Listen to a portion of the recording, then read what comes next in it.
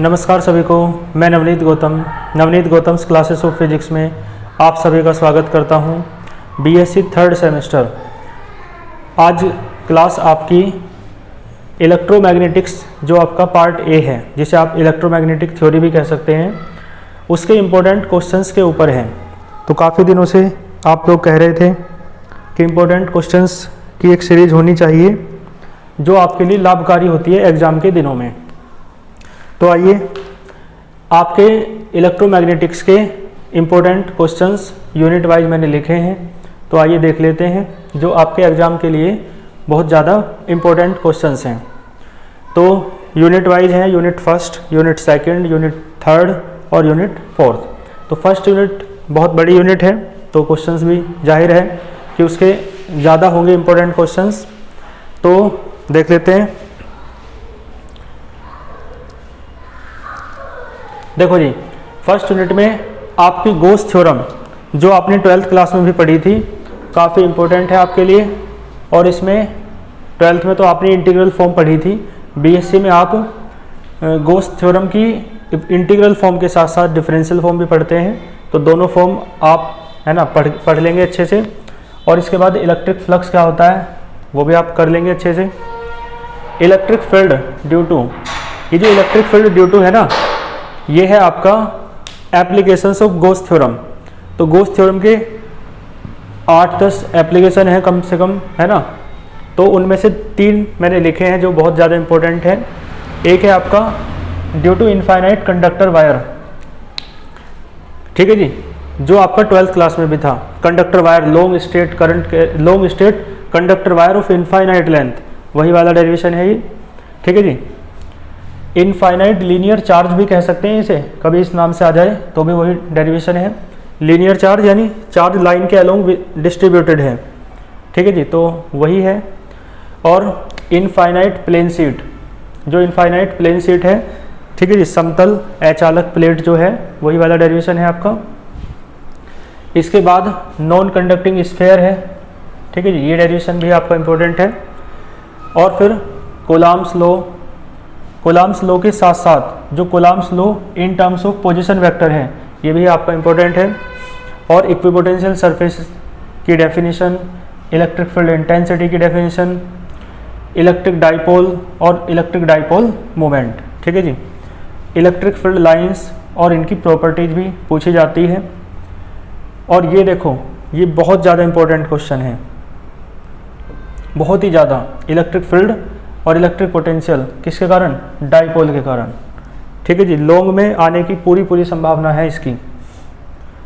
Curl of vector ही बहुत important है ना। और ये इलेक्ट्रिक फील्ड का जो इलेक्ट्रिक फील्ड होता है, negative gradient of electrostatic potential, electric quadrupole. फिर ये देखो, वो वाला पोर्शन है electric field in matters, electric polarisation या डाइलेक्ट्रिक पोलराइजेशन इसे आप कहते हैं। Polar molecules, non polar molecules, molecular polarisability, जिसे आप सिंपली पोलरिजिबिलिटी भी कह सकते हैं और पोलरिजिबिलिटी ऑफ ए मॉलिक्यूल भी कह सकते हो। इसके टाइप्स हैं 3, ठीक है जी। डाइलेक्ट्रिक कांस्टेंट की डेफिनेशन, और 3 इलेक्ट्रिक वेक्टर्स हैं, तो उनकी डेफिनेशन और उनके बीच रिलेशन का एक डेरिवेशन है छोटा सा, वो भी आप कर लेंगे। तो इतना ये आपका फर्स्ट यूनिट के इम्पोर्टेंट टॉपिक्स हैं, ठीक है जी। आइए फिर देखते हैं सेकंड यूनिट के इम्पोर्टेंट क्वेश्चंस। तो बायो-सावर्ट लॉ आपका इम्पोर्टेंट है, और बायो-सावर्ट लॉ के एप्लीकेशंस हैं ये नीचे। एक तो सर्कुलर कोयल वाला बहुत इम्पोर्टेंट है ना, इस पर आप विशेष रूप से इम्पोर्टेंट लिखें। और आपका लॉन्ग स्ट्रेट कंडक्टर वाला भी डेरिवेशन आपको करना है। Magnetic field due to a long straight conductor wire of infinite length. Ampere circuital law भी आपका काफ़ी इंपॉर्टेंट है, दोनों फॉर्म, इंटीग्रल फॉर्म में भी और डिफरेंशियल फॉर्म में भी डेरिवेशन है इसका, करा रखा है मैंने। मैग्नेटिक फील्ड, फिर ये देखो, ये एप्लीकेशन है एम्पियर सर्किटल लॉ के, तो उसके पहले 2 एप्लीकेशन मैंने करा रखे हैं, एक लॉन्ग कंडक्टर वायर के लिए और एक सोलेनोइड के लिए। दोनों बहुत इंपॉर्टेंट है, टोरॉइड का इतना इंपॉर्टेंट नहीं है।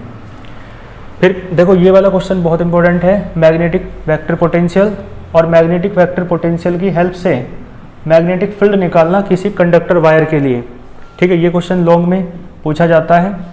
और ये फोर्स बिटवीन 2 पैरेलल कंडक्टर्स और इसकी हेल्प से 1 एम्पियर की डेफिनेशन। ठीक है जी। मैग्नेटिक परमेबिलिटी की डेफिनेशन पूछी जाती है बहुत बार, retentivity, coercivity, hysteresis loss, magnetic induction, ये सब करा रखा है। मैग्नेटिक ससेप्टिबिलिटी, छोटी छोटी डेफिनेशन है ये, इनसे घबराने की जरूरत नहीं है, 2-2 लाइन की डेफिनेशन है ये सब। और क्यूरी टेम्परेचर क्या है, 2 लाइन की डेफिनेशन। क्यूरी लॉ क्या है। फेरोमैग्नेटिक सब्सटेंस सबसे ज़्यादा इंपॉर्टेंट है, वैसे पैरामैग्नेटिक और डायमैग्नेटिक में भी कोई खास बात नहीं, उन्हें भी आप देख लेंगे। ठीक है जी। यूनिट थर्ड पे आते हैं। यूनिट थर्ड जो है आपकी वो है, उसमें एक टॉपिक फैराडेज लॉ, फैराडे के लॉ को आप देख लेंगे, उसके डिफरेंशियल फॉर्म, इंटीग्रल फॉर्म दोनों में। ठीक है जी। पूछता है आपसे म्यूचुअल इंडक्शन के साथ म्यूचुअल इंडक्शन कांस्टेंट या म्यूचुअल इंडक्टेंस जिसे आप कह सकते हैं, वो सेल्फ इंडक्शन, सेल्फ इंडक्टेंस। ठीक है जी। और ये है self inductance due to a long solenoid, ये डेरिवेशन बहुत आता है। ठीक है जी। और ये एनर्जी डेंसिटी का फॉर्मूला है। ठीक है जी। और ये वाला क्वेश्चन बहुत इंपॉर्टेंट है। ठीक है जी। मूविंग कॉयल गैल्वेनोमीटर, इसे आप विशेष रूप से कर लेंगे। ठीक है जी। और ये डिस्प्लेसमेंट करंट का कॉन्सेप्ट, इसकी डेफिनेशन है और इसका डेरिवेशन है। ठीक है, कराएंगे इसे भी। मैक्सवेल की इक्वेशंस भी अपने आप में बहुत ज़्यादा इंपॉर्टेंट है। मैक्सवेल की 4 इक्वेशन हैं, 12th में भी आपने पढ़ी थी। इनकी डिफरेंशियल फॉर्म, इनकी इंटीग्रल फॉर्म, इंटीग्रल फॉर्म से डिफरेंशियल फॉर्म में बदलना, ये इतना आपको कर लेना है। ठीक है, 4 इक्वेशन है। और इनके फिजिकल सिग्निफिकेंस भी साथ में पूछता है, बहुत आसान सी बात है फिजिकल सिग्निफिकेंस तो। ठीक है। और 4th यूनिट पे चलते हैं फिर। देखो छोटी सी यूनिट है तो, थर्ड तो, 4th भी छोटी सी है और इसमें ज़्यादा टॉपिक हैं भी नहीं, तो इसलिए जो भी हैं उनके आने की पूरी संभावना है, क्योंकि कई टॉपिक नए जुड़े हैं। भाई इलेक्ट्रोमैग्नेटिक वेव्स क्या है, इसकी डेफिनेशन है ना। एक ये फॉर्मूला है, E/B बराबर C होता है। इलेक्ट्रोमैग्नेटिक वेव्स की इक्वेशन है। ठीक है जी। 3 तरीके से है, देखो ध्यान देना। एक तो है फ्री स्पेस या वैक्यूम के लिए, एक है कंडक्टिंग मीडियम के लिए, और एक है नॉन कंडक्टिंग मीडियम के लिए। तो 3 है, तीनों में बहुत थोड़ा बेसिक अंतर है। एक तैयार कर लोगे तो बाकी 2 तैयार हो जाएंगी। ठीक है। और ये पॉइंटिंग वेक्टर आपका बहुत इंपॉर्टेंट क्वेश्चन है। ठीक है जी। फ्रेस्नेल इक्वेशन और स्टोक्स लॉ आपके इस बार नए टॉपिक जुड़े हैं, तो इन्हें आप कर लेंगे, क्योंकि जो टॉपिक नया जुड़ता है उसके आने की संभावना बहुत रहती है। ठीक है जी। और ये रिफ्लेक्शन और ट्रांसमिशन जो है इलेक्ट्रोमैग्नेटिक वेव्स का, वो भी आपसे बहुत बार पूछा गया है पिछले वर्षों में, तो ये भी आपका एक इम्पोर्टेंट क्वेश्चन है। 2 क्वेश्चन आपके ये बहुत इंपॉर्टेंट हैं और ये इस बार जुड़े हैं, तो इन्हें भी आप कर लेंगे। ठीक है, क्लियर है। तो मैंने जो विशेष रूप से इंपॉर्टेंट बताया आपको, एक तो ये वाला क्वेश्चन है ना, एक पॉइंटिंग वेक्टर है। 2 क्वेश्चन तो इस यूनिट में बहुत इंपॉर्टेंट है, और इस यूनिट में मैक्सवेल की इक्वेशन है, उनका ये सारा पूरा है ना। और एक ये मूविंग कॉयल गैल्वेनोमीटर। ठीक है जी। तो ये 2 क्वेश्चन बहुत ज़्यादा इंपॉर्टेंट है। लॉन्ग के हिसाब में आने के बता रहा हूँ मैं, 1, 2 है ना, और 1 और 2 लॉन्ग के हिसाब से 4 क्वेश्चन, 2 इसके 2 इसके। ठीक है जी। और इसमें तो शॉर्ट के ज़्यादा क्वेश्चन है, लॉन्ग का एक ये है, देखो ये वाला क्वेश्चन पूरा लॉन्ग का हो सकता है, या इनमें से एक पूछ लेता है। ठीक है जी। और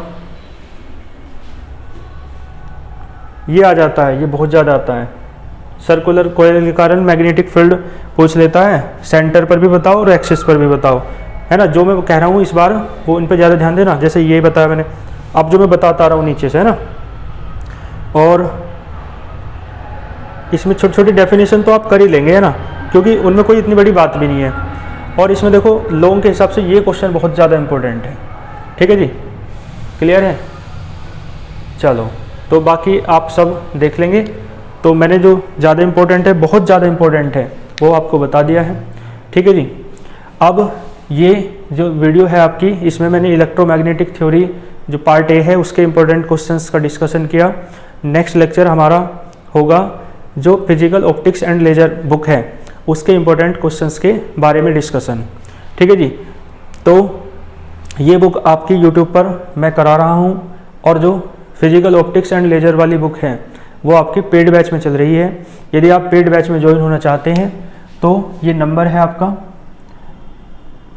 तो इस नंबर पर आप व्हाट्सएप पर कांटेक्ट कर सकते हैं पेड बैच में ज्वाइन होने के लिए फिजिकल ऑप्टिक्स के पेड बैच में। ठीक है जी, बाकी और कोई क्वेरी हो आपकी तो कमेंट बॉक्स में बता सकते हैं।